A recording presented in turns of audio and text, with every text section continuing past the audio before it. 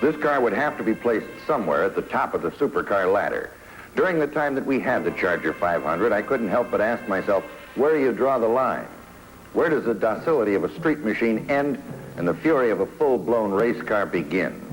That line seems to be getting narrower each year, and this Hemi Charger is right on the border.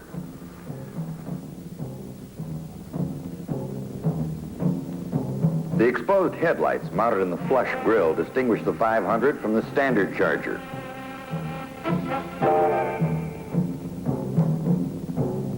Hood lines remain the same with the sculptured insert panels housing the directional indicators. To make this body a little slipperier for the super speedways, the stylists did away with the rear window tunneling effect in favor of the more aerodynamically correct fastback trend. Apparently at high speeds a vacuum would form in the tunnel pocket, and on the high bank tracks in rebel country, this could mean 2 or 3 miles an hour extra.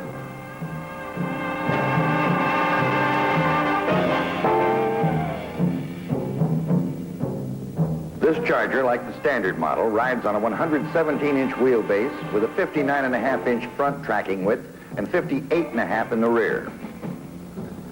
With this 4-letter exciter hung on each side, you won't find too many takers at the traffic lights. This is one of the quickest ways I know of to do your thing. 426 cubic inches topped by hemispherical combustion chambers delivering 425 horsepower. That's about 1 horse per cube. And if that doesn't excite you, you better check your pulse.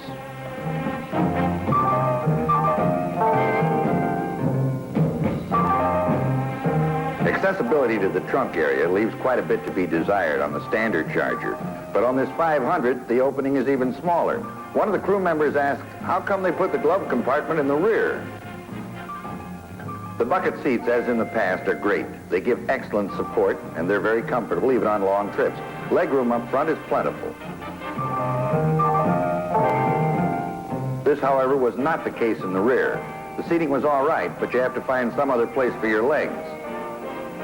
But if you are uncomfortable in the rear, all you have to do is look at this beautiful dashboard and you forget all about it. No lights, all gauges. It makes the driver feel kind of necessary. And we still feel that this torque flight transmission is the best in the business.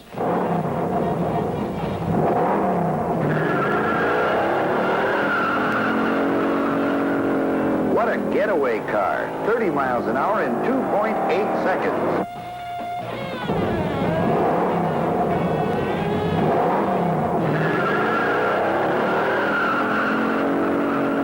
I think it was going 45 miles an hour when we left the line. The clock said 4 seconds flat.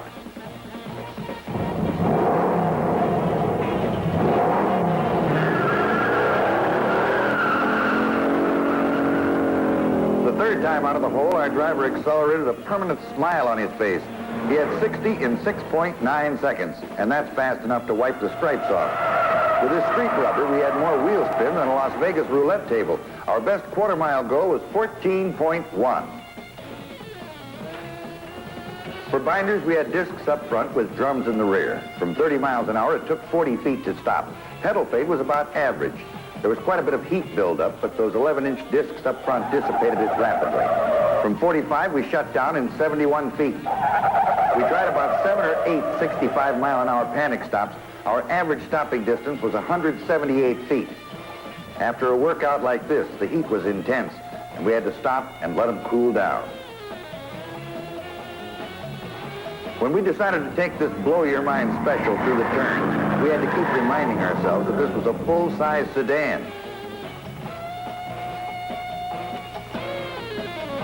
In hard cornering, I gained an all-new respect for this Mopar suspension setup. In the front, they employed wishbones with a big, fat torsion bar. In the rear, leaf springs with a live axle. Chrysler engineers have achieved the delicate balance of excellent handling and a good, comfortable ride. We find that many of the supercars today have a strong, beefy suspension system, and they ride just that way. You get a little bit tired of having your back teeth rattled loose every time you drive over to the corner drugstore. Body roll was not excessive, and recovery out of a drift was excellent.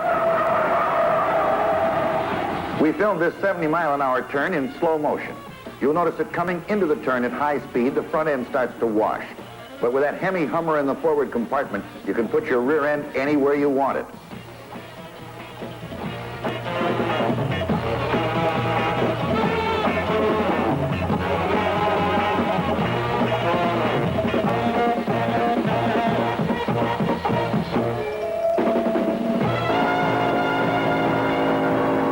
Believe me, firing this car through a corner in a four-wheel drift with power on is a type of thrill that's not defined in your Funkin' Wagnalls. Whenever we'd drive it to our downtown offices, the parking lot attendants would move it every 5 minutes just for the fun of starting it. It only got 7 miles to the gallon, and it was noisy. But the Charger 500 is the kind of car that quickens your pulse and puts a fire in your guts. And really, that's what supercars are all about.